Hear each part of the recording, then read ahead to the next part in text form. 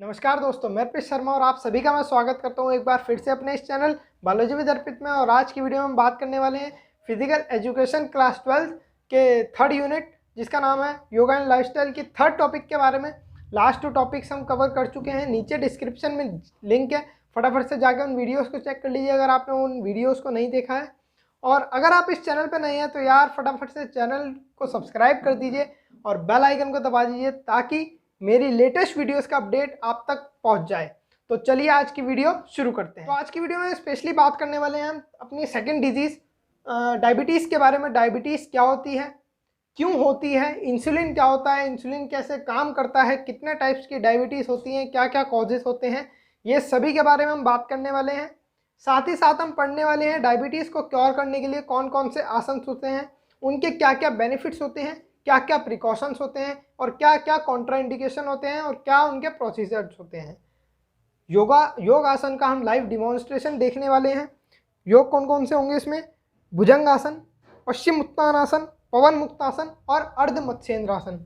ये 4 आसन हम कवर करने वाले हैं। इनके प्रोसीजर वगैरह सब चीज़ हम देखने वाले हैं। लाइव डिमॉन्स्ट्रेशन होगा अपने योगासन्स का, तो बहुत मज़ा आने वाला है। तो चलिए इस वीडियो को फटाफट से शुरू करते हैं। तो हम बात करते हैं डायबिटीज़ की। डायबिटीज़ आजकल एक ऐसी बीमारी हो चुकी है जो बचपन से लेके बूढ़े तक, मतलब बच्चे को भी हो सकती है, नौजवान को भी हो सकती है और एक बूढ़े इंसान को भी हो सकती है। डायबिटीज़ आज के ज़माने में ऐसी बीमारी हो चुकी है, हर किसी भी इंसान को, हर एक एज ग्रुप के इंसान को हो सकती है, चाहे वो मेल हो चाहे वो फीमेल हो। डायबिटीज़ किसी को नहीं बख्श रही है। तो डायबिटीज़ होता क्या है, क्या होती है डायबिटीज़ बीमारी? तो डायबिटीज़ एक ऐसी डिजीज़ है जो कि हमारी ब्लड ग्लूकोज लेवल में, जो हमारा ब्लड ग्लूकोज लेवल है वो इंक्रीज हो जाता है। Diabetes is a disease which occurs when your body's blood glucose level is more than normal or too high। जब आपकी बॉडी में जो ब्लड है उसका ग्लूकोज लेवल इंक्रीज हो जाए, या तो इंक्रीज हो गया या नॉर्मल से हाई और या बहुत ज़्यादा हाई, जब नॉर्मल से बहुत ज़्यादा हाई हो जाए तो उसको हम कहेंगे, उस कंडीशन को हम कहेंगे डायबिटीज़ की। भाई डायबिटीज़ हो गई, और कहेंगे डायबिटीज़ मेलिटस, या तो डायबिटीज़ या डायबिटीज़ मेलिटस। इतनी बात क्लियर हो गई कि भाई जब ब्लड ग्लूकोज लेवल इंक्रीज हो जाएगा आपकी बॉडी में या नॉर्मल से ज़्यादा हो जाएगा तो उस कंडीशन को हम डायबिटीज़ या डायबिटीज़ मेलिटस कहेंगे। इतनी बात क्लियर हो गई। अफेक्टेड पार्ट क्या है डायबिटीज़ का? जब डायबिटीज़ होती है तो बॉडी का कौन सा पार्ट अफेक्ट होता है? तो बॉडी में जो हमारा ग्लैंड होता है पैनक्रियास, पैनक्रियास एक नाम का ग्लैंड होता है, पेट के नीचे प्रेजेंट होता है, उसमें से जो प्रोड्यूस होता है इंसुलिन, ये हमारा अफेक्ट हो जाता है। पैनक्रियास अफेक्ट हुआ, पैनक्रियास से जो हमारा इंसुलिन निकल रहा है उस पर अफेक्ट करता है। अब पैनक्रियास में हमारे 3 सेल्स पाए जाते हैं, alpha beta delta. Alpha beta और डेल्टा, इन तीनों को सेल्स को मिला के कहेंगे आइलेट्स ऑफ लैंगरहैंस। अगर आप बायोलॉजी के स्टूडेंट हैं तो आपको ये बात अच्छी तरह क्लियर होगी। मैथ के हैं तो कोई बात नहीं, ये 3 जो पार्ट्स हैं अगर आप इसको लिख देंगे तो आपको थोड़ा अच्छा इंप्रेशन जाएगा एग्जामिनर पे, वरना ऐसी कोई बात नहीं है, रहने देना। ये याद रखना है कि इंसुलिन जिससे निकलता है पैनक्रियास से, वो हमारा सेल जो है हमारा, उसको कहते हैं beta cell. Alpha beta delta, alpha और डेल्टा को आप जाने दीजिए, कोई बात नहीं। 3 सेल्स होते हैं अल्फा बीटा डेल्टा, ठीक है। तो जो हमारा डेल्टा सेल है वो काम का, वो जो हमारा बीटा सेल है वो हमारा काम का सेल है। पैनक्रियास के जो आइलेट ऑफ लैंगरहैंस है, ये उन तीनों सेल्स के ग्रुप को कहते हैं आइलेट्स ऑफ लैंगरहैंस, जाने दो इस बात को। जो हमारा पैनक्रियास है उसमें जो हमारा बीटा सेल प्रेजेंट होता है, बीटा सेल से हमारा इंसुलिन प्रोड्यूस होता है। क्या प्रोड्यूस होता है? इंसुलिन। अब इंसुलिन कैसे काम करता है वो देखते हैं। What is insulin, how it works. यहाँ तक की बात क्लियर हो गई कि अफेक्टेड पार्ट होगा हमारा पैनक्रियास। पैनक्रियास में बीटा सेल्स प्रेजेंट होते हैं, बीटा सेल से हमारा इंसुलिन निकलता है। यहाँ तक की बात क्लियर, समझ में आ रही है ना? फिर आता हमारा व्हाट इज इंसुलिन। इंसुलिन क्या है, इंसुलिन कैसे काम करता है? तो इंसुलिन एक हार्मोन है, कहाँ से प्रोड्यूस होता है? Beta cells of pancreas. अभी बताया कहाँ से प्रोड्यूस होता है? Beta cells of pancreas. Insulin is a hormone produced by the beta cells of the pancreas which helps the body to use sugar for energy. जो हमारे जो बॉडी में जो सेल्स हैं उसमें जो हमारा ब्लड में जो शुगर बह रहा है, जो हमारा ब्लड स्ट्रीम में, ब्लड वेसल्स में जो हमारा शुगर है, वो इंसुलिन हमारा हेल्प करता है उन सेल्स को ब्लड शुगर को यूज करने में, एनर्जी बनाने के लिए। थोड़ा सिंप्लीफाई वे में समझते हैं, ये हमारी ब्लड स्ट्रीम है, ठीक है, ये हमारी कोई ब्लड स्ट्रीम है, ब्लड वेसल है, इसमें हमारा ब्लड फ्लो हो रहा है। ठीक है, ब्लड में क्या प्रेजेंट है? शुगर। इतनी बात क्लियर हो गई। ब्लड स्ट्रीम है, ब्लड में हमारा शुगर प्रेजेंट है, और ये हमारे हैं पर्टिकुलर सेल्स। अब सेल्स को, बॉडी को एनर्जी प्रोवाइड करने के लिए सेल्स को ग्लूकोज की रिक्वायरमेंट होती है, सिंपल ग्लूकोज की रिक्वायरमेंट होती है। जब हम कुछ खाते हैं या कुछ पीते हैं, कोई भी ड्रिंक पी, कुछ भी हमने खाया, ठीक है, वो ब्रेक डाउन हो जाता है सिंपल शुगर में, और वही सिंपल शुगर ट्रेवल करती है ब्लड के थ्रू हमारे इन सेल्स में पहुंचने के लिए। अब सेल्स में शुगर एकदम से एंटर नहीं कर जाती है, ये हमारा सेल है, ये हमारी शुगर है, ये अपने आप से नहीं मिलेगी। इसको, ये हमारे जो शुगर है, इसको सेल में जाने के लिए एक हेल्पर की रिक्वायरमेंट होती है, उसी हेल्पर को हम कहते हैं इंसुलिन। इतनी बात क्लियर हो गई ना कि भाई ये हमारा ब्लड वेसल है, नहीं ये हमारा क्या है? ग्लूकोज, ये हमारा सेल है। अब ग्लूकोज को सेल में जाना है तो इसको एक हेल्पर की रिक्वायरमेंट होगी, उसी हेल्पर को हम कहेंगे इंसुलिन। इतनी बात क्लियर हो गई। फॉर एन एग्जाम्पल, एक बस है और एक बूढ़े अंकल हैं, 100 साल के बूढ़े अंकल हैं, उनको देखने में तकलीफ है। एक एग्जाम्पल ले लेते हैं जिससे आपको समझ में आ जाए। बस जो है हमारी क्या है? सेल। बस एक सेल है, और एक जो बूढ़े इंसान हैं वो क्या है? हमारे ग्लूकोज। ठीक है, वो हमारे ग्लूकोज हैं, ये हमारे सेल हैं। अब वो अंधे हैं, उनको दिखने में, देखने में दिक्कत होती है। अब उनको वहां तक पहुंचाने में दिक्कत होगी, अपने आप नहीं जा सकते ना। तो इसीलिए अगर आप अपना एग्जाम्पल ले लीजिए, आप उनको, उन अंकल को बस में यानी कि सेल में, शुगर को सेल में पहुंचाने का काम कर रहे हैं, तो आप क्या हुए? इंसुलिन। सिंप्लीफाई वे में इतना क्लियर हो गया ना कि एक बूढ़े अंकल हैं, वो है ग्लूकोज, एक बस है जो है सेल। अब आप गए, उनकी हेल्प करी, उनको सेल में पहुंचा दिया, तो आप क्या हुए? इंसुलिन एज अ हेल्पर काम करा। उसी प्रकार से ब्लड स्ट्रीम में जो हमारा ब्लड है उसमें क्या प्रेजेंट है? शुगर। अब शुगर को सेल में पहुंचना है एनर्जी बनाने के लिए, चाहे ये सेल्स मसल्स के हों जहां पर आपकी एनर्जी यूज होगी, या सेल्स फैट के हों जहां पर आपकी जो ग्लूकोज है वो स्टोर हो जाएगा एज अ फैट में, फैट की फॉर्म में। ठीक है, तो जो हमारा ब्लड स्ट्रीम में जो ग्लूकोज, जो ब्लड प्रेजेंट है उसमें शुगर है, शुगर को पहुंचना है अपना सेल्स के पास, सेल्स के पास शुगर अपने आप से नहीं पहुंचेगा, उसके लिए एक हेल्पर की रिक्वायरमेंट होती है जिसको हम कहते हैं इंसुलिन। इंसुलिन अगर यहाँ पर प्रेजेंट होगा तो वो शुगर को सेल्स में एंट्री दे देगा। शुगर जब सेल्स में चला गया तो जो हमारा ब्लड स्ट्रीम में जो ब्लड है वहां पर जो हमारा ग्लूकोज लेवल है वो डिक्रीज हो जाएगा। ठीक है, अब मान लीजिए इंसुलिन नहीं है, यहां पर इंसुलिन प्रेजेंट नहीं है, तो शुगर आपका सेल्स में नहीं जा पाएगा, ब्लड में ही बहता रहेगा, और आपका blood glucose level, blood sugar level increase हो जाएगा, जिसको हम कहते हैं, इसी कंडीशन को हम कहते हैं डायबिटीज या डायबिटीज मेलिटस। क्लियर हो गई ना? देखो कितना आसान है। इंसुलिन नहीं है, आप हेल्पर नहीं है, तो वो जो बूढ़े अंकल हैं वो बस में नहीं चढ़ पाएंगे, तो जो यहाँ पर ऐसी जो हमारा शुगर है ब्लड में ही बहता रहेगा और ब्लड ग्लूकोज लेवल इंक्रीज हो जाएगा, उसी कंडीशन को हम कहते हैं डायबिटीज या diabetes mellitus. Is that clear? इतनी बात समझ में आ गई? बस यही था इंसुलिन का काम। इंसुलिन क्या होता है, डायबिटीज क्या होता है, ये था आपका पूरा। उम्मीद करता हूं ये समझ में आ गया होगा। ठीक है, अब हमारी जो डायबिटीज होती है वो दो टाइप्स की होती हैं, टाइप 1 डायबिटीज और type 2 diabetes, type 1 and type 2। Type 1 में क्या होता है? Does not produce insulin. Type 1 diabetes में इंसुलिन का प्रोडक्शन नहीं होता है बीटा सेल्स से, जो हमारा पेनक्रियाज है उसके जो बीटा सेल्स है वहां से इंसुलिन का प्रोडक्शन नहीं होता है, इसलिए इसको हम कहते हैं टाइप 1 डायबिटीज। ये हमारी बात खत्म हो गई। फिर आती है टाइप 2 डायबिटीज। टाइप 2 डायबिटीज में क्या होता है? Insulin produce does not work effectively. Insulin बना है पर इफेक्टिवली अपना काम नहीं कर पा रहा है। इंसुलिन बना जरूर है पर इफेक्टिवली अपना काम नहीं कर पा रहा है, इसी हम टर्म को कहते हैं, अगर इंसुलिन बना है और काम नहीं कर पा रहा है इसको हम कहते हैं इंसुलिन रेजिस्टेंस। इंसुलिन पे एक रेजिस्टेंस लग गया, इसलिए हम कहेंगे इंसुलिन रेजिस्टेंट। इंसुलिन बना है पर काम नहीं कर रहा है तो इसको हम कह देंगे इंसुलिन रेजिस्टेंस। अब क्या क्या इफेक्ट होते हैं, डायबिटीज़ अगर किसी इंसान को हो गई, क्या क्या उसके इफेक्ट होते हैं, किस क्या क्या उनको कॉजेस हो जाते हैं। एक तो लॉस ऑफ विजन, आपका जो विजन है वो गायब हो जाएगा, मतलब आपको देखने में तकलीफ होगी। नमनेस ऑफ लिम्स, वो लिम्स का नमनेस, हाथ पैर में नमनेस आनी शुरू हो जाएगी, सुनपन आना शुरू हो जाएगा। और कुछ एक कार्डियोवास्कुलर डिजीज हो जाती है, कार्डियोवास्कुलर सिम्टम्स हो जाते हैं।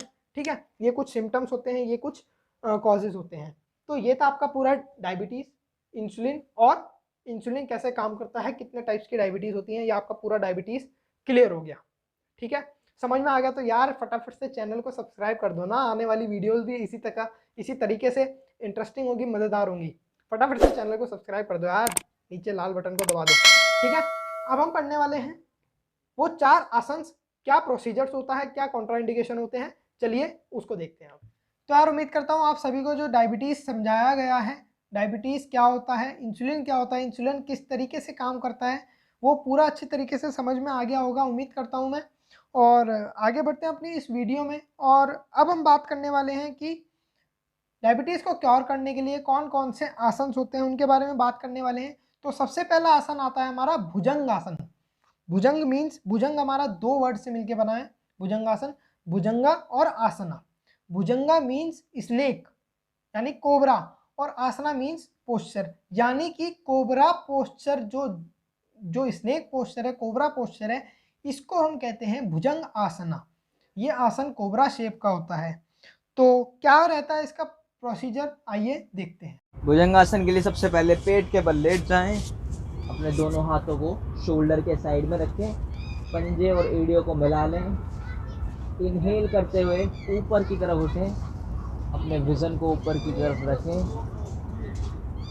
तो उम्मीद करता हूँ प्रोसीजर अच्छी तरीके से समझ में आ गया होगा, भैया जी ने बहुत अच्छी तरीके से एक्सप्लेन किया। अब हम बात करते हैं कुछ इसके बेनिफिट्स की, इसके बेनिफिट्स क्या क्या हैं इस आसन को करने के।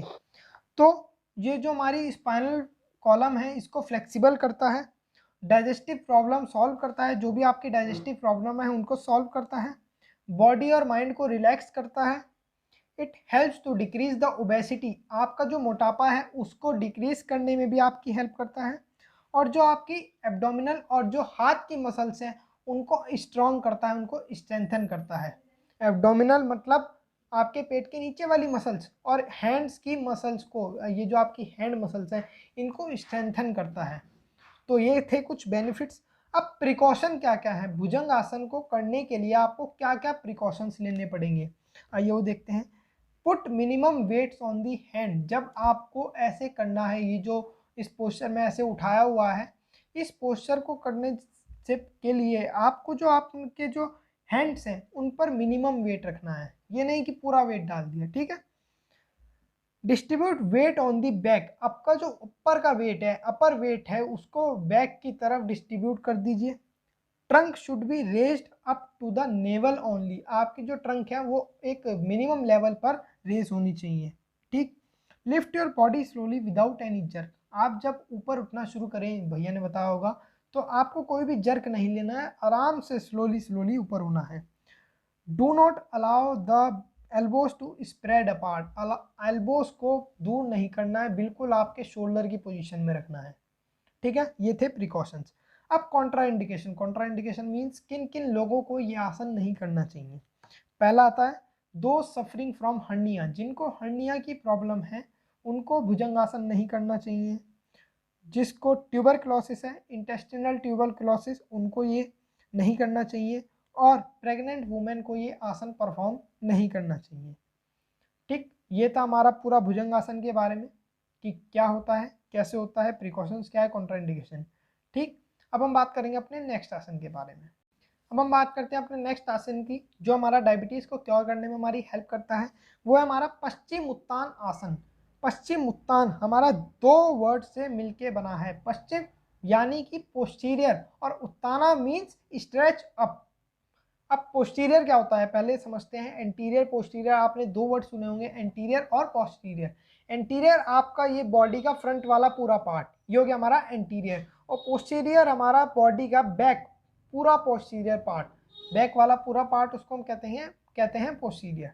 ठीक है, अब बात आती है नेक्स्ट वर्ड उत्ताना। उत्ताना मीन्स स्ट्रेच अप। यानी कि आपका जो इस आसन का मीन हुआ पश्चिम उत्तान आसन का, कि जो आपका पोस्टीरियर यानी कि बैक पोर्शन है वो पूरा स्ट्रेच हो रहा है। पश्चिम उत्ताना का ये मीनिंग है। तो किस तरीके से आसन किया जाता है, क्या रहता है इसका प्रोसीजर, आइए समझते हैं। पश्चिम उत्तान आसन के लिए सबसे पहले दंड आसन में बैठ जाएं, कमर गर्दन सीधी करें, पैर एकदम सीधे, अपनी दोनों हथेलियों से अपने अंगूठों को पकड़ें, एक्सेल करते हुए पूरी बॉडी को आगे की तरफ स्ट्रेच करें, कोहनियों को ज़मीन पर लगाएं, अपने फोरहेड को नीज पर टच करें।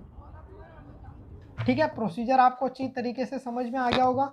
अब बात करते हैं इस आसन को करने के क्या क्या फ़ायदे हैं, क्या क्या बेनिफिट्स हैं। It gives a good posterior stretch to the spinal columns, जो आपका स्पाइनल कॉलम है पोस्टीरियर साइड में उसको पूरा स्ट्रेच अप कर देता है। ये आपकी फ्लेक्सिबिलिटी बढ़ाता है और जो आपकी एब्डोमिनल मसल्स है उनको स्ट्रेंथन करता है। ठीक, it helps to improve the blood circulation in organs and the abdominal region, जो आपके एब्डोमिनल रीजन है पेट के निचले रीजन में आपका जो ब्लड सर्कुलेशन है उसको इंक्रीज कर देता है।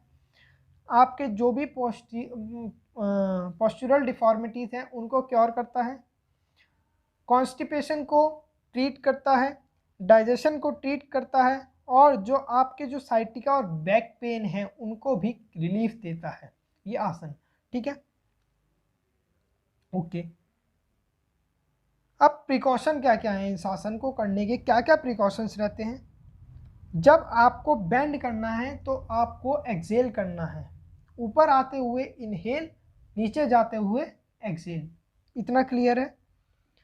जब आप अपनी बॉडी को बेंड करें तो आपको आपकी मसल्स को रिलैक्स देना है। ठीक है, नीचे जाते हुए कोई भी जर्क नहीं देना है, स्लोली स्लोली नीचे जाना है, स्लोली स्लोली ऊपर आना है। अपनी नीज को बेंड नहीं करना है ऊपर की तरफ। जब आपको ये जो आपका हेड है वो जब नीज पर टच करना है तो आपको आपकी नीज को बेंड नहीं करना है, बिल्कुल स्ट्रेट रखना है। अब कॉन्ट्राइंडिकेशन क्या क्या है, जिनको अल्सर है एब्डोमेन में, स्लिप डिस्क है, साइटिका है और हार्ट डिजीजेज हैं, उनको ये आसन नहीं करना चाहिए, और प्रेग्नेंट वुमेन को ये भी आसन नहीं करना चाहिए। ठीक है, इतना समझ में आ गया कि पश्चिम उत्तान आसन क्या होता है। तो यार पहले इस चैनल को फटाफट से सब्सक्राइब कर दीजिए। नेक्स्ट आसन को कंटिन्यू करने से पहले आपसे एक रिक्वेस्ट है, इस चैनल को फटाफट से सब्सक्राइब कर दीजिए। और इस चैप्टर के ये जो आज हमने पूरा टॉपिक पढ़ा, इस सभी के नोट्स आपको नीचे डिस्क्रिप्शन में गिवन है, वहाँ पर जाके आप चेक कर लीजिए। शॉर्ट आंसर क्वेश्चन और लॉन्ग आंसर क्वेश्चन और इम्पॉर्टेंट एमसीक्यूज आपको टेलीग्राम सीक्रेट ग्रुप चैट पर दे दिए गए हैं। वहाँ पर आप नीचे जो हमारा टेलीग्राम सीक्रेट ग्रुप चैट का लिंक है उसको जाके आप ज्वाइन कर लीजिए। फिजिकल एजुकेशन बाय अर्पित के नाम से वो टेलीग्राम सीक्रेट ग्रुप चैट है, उसको आप ज्वाइन कर लीजिए। वहाँ पर रेगुलर नोट्स अपलोड कर दिए जाते हैं और वहाँ पर एमसीक्यूज का पोल भी कराया जाता है। बहुत इंटरेस्टिंग पोल होता है, वहाँ पर सभी आगे अपना अपना पोल देते हैं। इतनी बात क्लियर हो गई। तो नेक्स्ट आसन है हमारा, तो नेक्स्ट आसन की बात करेंगे हम। नेक्स्ट आसन है जो डायबिटीज़ को क्योर करने के लिए होता है, उसको हम कहते हैं पवन मुक्त आसन। तो पवन मुक्त आसन क्या होता है, पवन मीन्स एयर और मुक्ता मीन्स फ्रीडम। ठीक है, पवन मीन्स एयर और मुक्ता मीन्स फ्रीडम, मतलब wind releasing posture, air releasing posture. पवन मीन्स एयर और विंड, और मुक्ता मीन्स फ्रीडम और रिलीज, मतलब जब आपकी जो विंड है, जो एयर है मुंह के अंदर की, जो शरीर के अंदर की जो एयर है, जो विंड है, उसको जब आप रिलीज करते हैं तो इस पोस्चर को कहते हैं विंड रिलीजिंग पोस्चर। किस तरीके से किया जाता है, क्या रहता है इसका प्रोसीजर, आइए देखते हैं। पवन मुक्त आसन के लिए सबसे पहले कमर के बल लेट जाएं, दोनों पैरों को फोल्ड कर लें, इनहेल करते हुए पैरों को ऊपर की तरफ उठाएं, हाथों को इंटरलॉक करते हुए दोनों पैरों को जकड़ लें, एक्सेल करते हुए अपनी अपर बॉडी को, अपने हेड को ऊपर की तरफ उठाएं, चिन को नी पर टच करें। आइए देखते हैं इस आसन को करने के क्या क्या बेनिफिट्स हैं। दिस आसन help in increasing digestive power, जो आपकी डाइजेस्टिव पावर है उनको इंक्रीज करने में हेल्प करता है। It helps in releasing trapped gases from the stomach, जो आपके स्टमक में जो गैसेस हैं, जिनका आपका जो गैसेस पास नहीं हो पा रही हैं, उनको रिलीज करने में आपकी हेल्प करता है। इट हेल्प्स इन कॉन्स्टिपेशन, मतलब कॉन्स्टिपेशन को क्योर करने में भी आपकी हेल्प करता है। It dissolves extra fat deposit in the abdominal reason. आपके जो एब्डोमिनल रीजन है उसमें जो एक्स्ट्रा फैट है उसको भी क्योर करने में आपकी हेल्प करता है। ठीक, लोअर बैक को स्ट्रेच करता है और जो आपकी आर्म्स की जो मसल्स हैं उनको भी स्ट्रॉन्ग करता है। ठीक, इतनी बात आपको क्लियर हो गई कि इसके बेनिफिट्स क्या क्या हैं। सभी का नोट्स आपको नीचे डिस्क्रिप्शन में गिवन है, बेनिफिट्स कॉन्ट्राइंडिकेशन सब आपको नीचे डिस्क्रिप्शन में गिवन है, वहाँ पे जाके चेक कर लीजिए। फिर हम बात करते हैं पवन मुक्त आसन के प्रिकॉशन की। क्या क्या प्रिकॉशंस हैं? It causes pressure and contraction at the lower abdomen. Lower abdomen में कॉन्ट्रैक्शन और प्रेशर देता है जिससे हमारा जो उनकी जो स्ट्रेंथ बढ़ती है।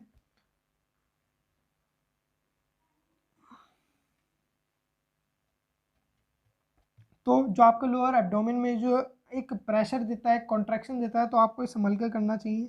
नी should be together while pressing against the chest. जब आप चेस्ट की तरफ अपनी नीज को दबाएं तो वो बिल्कुल पास पास होनी चाहिए, फैली हुई नहीं होनी चाहिए। और अगर आपको स्पॉन्डिलाइटिस मतलब नेक की कोई भी बीमारी है, कोई भी दिक्कत है, सर्वाइकल है, तो आपको अपनी जो गर्दन है उसको नीब से टच करने से अवॉइड करना चाहिए। ठीक है, अब बात करते हैं कॉन्ट्रा इंडिकेशन, किन किन को ये आसन नहीं करना चाहिए। अवॉइड दिस आसन if you have any abdominal surgery. अगर आपको कोई भी पास्ट में एब्डोमिनल सर्जरी हुई है तो आपको ये आसन नहीं करना चाहिए। प्रेग्नेंट वुमेन को भी आसन नहीं करना चाहिए। Avoid performing this asana if suffering from severe back pain. अगर आपको बैक पेन है इस आसन को प्लीज़ प्रिवेंट कीजिए। ठीक, तो डायबिटीज़ को कवर करने के लिए ये कुछ 3 आसन थे। उम्मीद करता हूँ आपको आज की वीडियो बहुत ही पसंद आई होगी। प्लीज़ चैनल को सब्सक्राइब कर दीजिए और बेल आइकन को दबा दीजिए। मेरी इसी प्रकार की वीडियोस के रेगुलर अपडेट्स के लिए हम बायोलॉजी को भी पढ़ाते हैं। बायोलॉजी के लेटेस्ट जो भी कॉन्सेप्ट वाइज टॉपिक्स हैं, जो भी कॉन्सेप्ट्स हैं, बेसिक कॉन्सेप्ट्स, उन सभी को हम कवर करते हैं। और आज की वीडियो में बस इतना ही। डायबिटीज़ क्या था वो सब बता चुके हैं। उम्मीद करता हूँ आपको समझ में आ गया होगा। अगर कोई फीडबैक देना चाहते हैं तो नीचे कमेंट बॉक्स में प्लीज़ बता दीजिए आपके भाई अर्पित शर्मा को, जिससे वो इम्प्रूव कर पाए। तो आज की वीडियो में इतना ही। मिलते हैं हम अपनी नेक्स्ट वीडियो में। तब तक के लिए take care, have a good day, bye.